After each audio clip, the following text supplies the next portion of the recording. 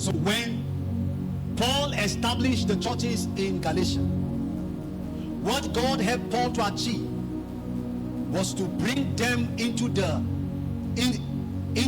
purity of the gospel of Christ, into the unadulterated gospel, the gospel that was not perverted by anything or with anything. So the focus was Jesus and him crucified. So they had the purest gospel.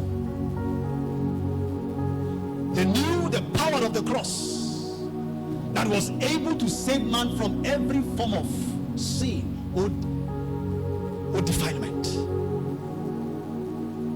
So this church in Galatia, they started with that consciousness. Their eyes were open to the reality of the power of the cross that had delivered them from all kinds of perversion. So as they were going along the way, what happened was that when Paul came back, Paul now discovered that people that were standing for purity, for righteousness, were infiltrated. So Paul was wondering how that the world, because the world around the Galatian church was a perverted system, just as I told you. But they had a purest stream running, fountain running. But when he came, he now realized that an attack happened. And what was that he saw? He now saw that legalism had set into the church. Legalism is a system where you want to help God, that you are not sufficient. You are not satisfied with the finished work of the cross. What you are saying is that no, what he did is not complete. That's not all to it. We can add something. We can bring strength. We can bring energy. We can bring religion. So they were mixing religion with the gospel of the Lord Jesus Christ. So when Paul came, he saw them. He said, "How foolish are you?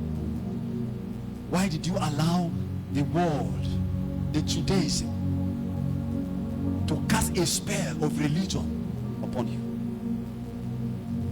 So meaning that a spell was cast on the church, and they now left the purity of the gospel that was handed over, and they were now mixing it with tradition. One of the strongest things in this generation is legalism, mixing the things of God with tradition. You don't know how powerful this is. When you see people say we want to open our own church, our own tribal church, you know what they are saying? We want to run our culture in the church.